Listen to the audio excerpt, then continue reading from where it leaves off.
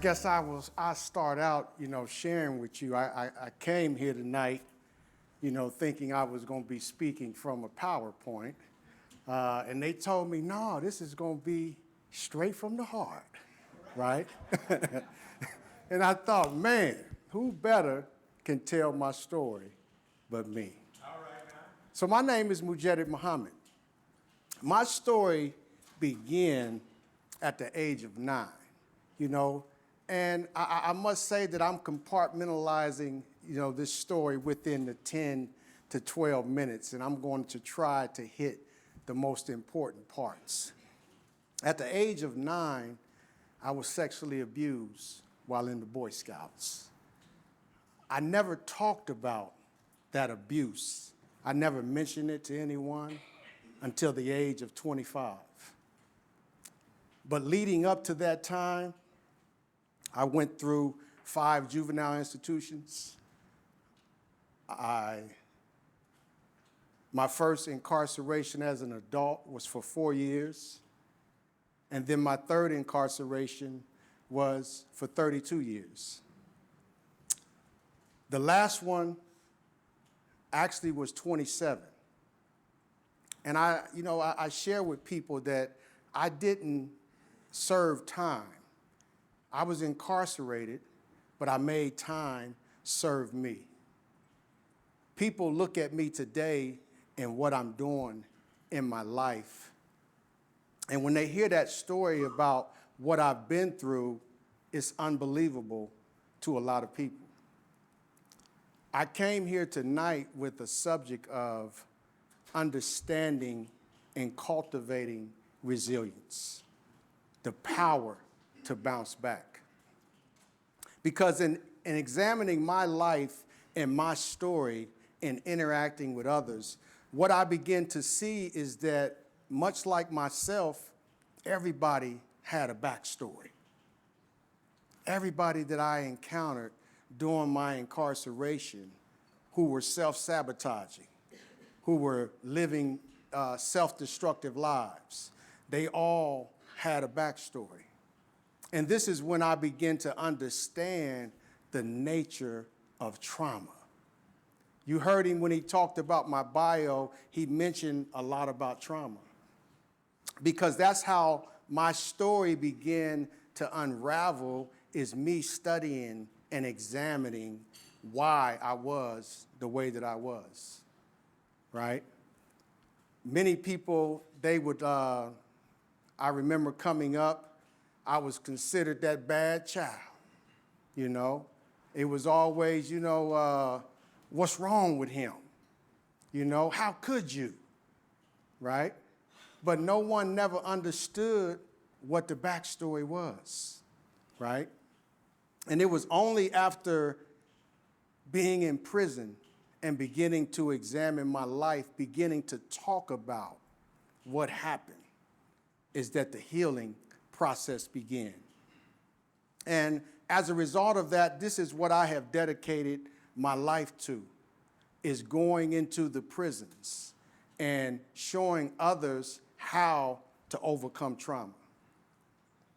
Overcoming trauma starts with understanding that our past does not define us. I've encountered so many guys who were just like myself. They were stuck in that self-destructive state, carrying all the baggage around and not understanding why they keep coming back and forth into prison.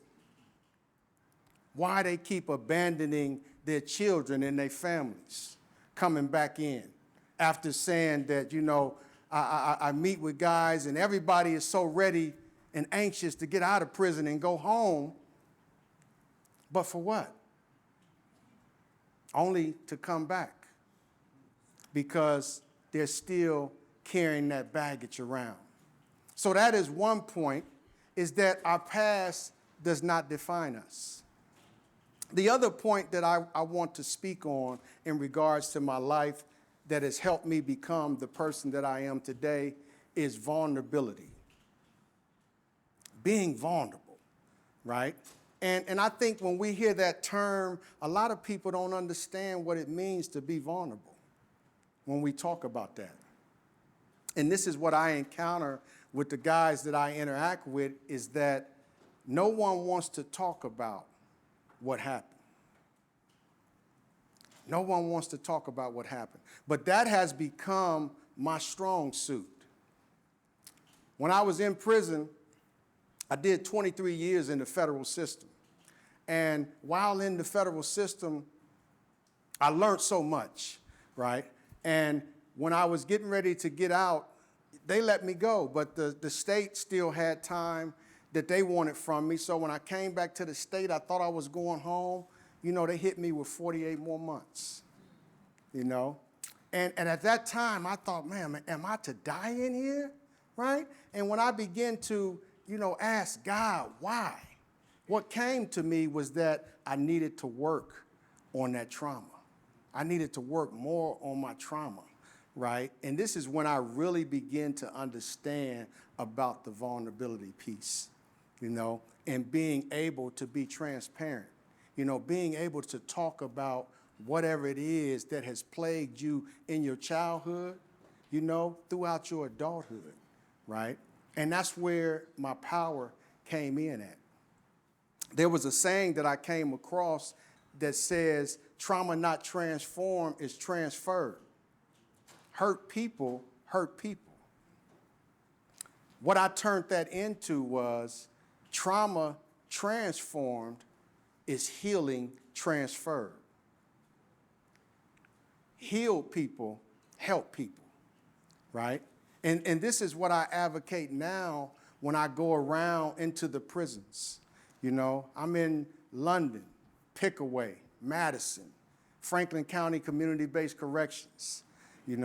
I go into group homes, speaking with individuals to get them out of that self-destructive state, to get them to understand why we are so self-sabotaging, how to unload that baggage, how to be vulnerable. Because vulnerability is the key.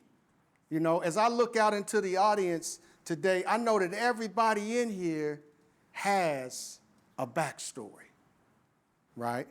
That governs their life, that impacts their life in some way, shape, form, or fashion.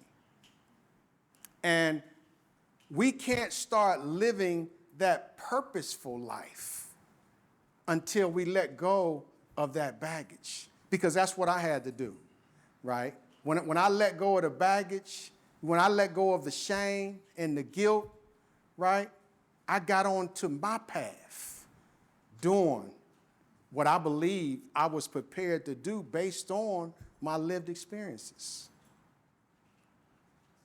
Heal people, help people, right? And that is the message that I want to bring to you tonight, understanding and cultivating resilience, the ability to bounce back. Your past does not define you. Vulnerability is the key. And trauma transformed is healing transferred. Thank you.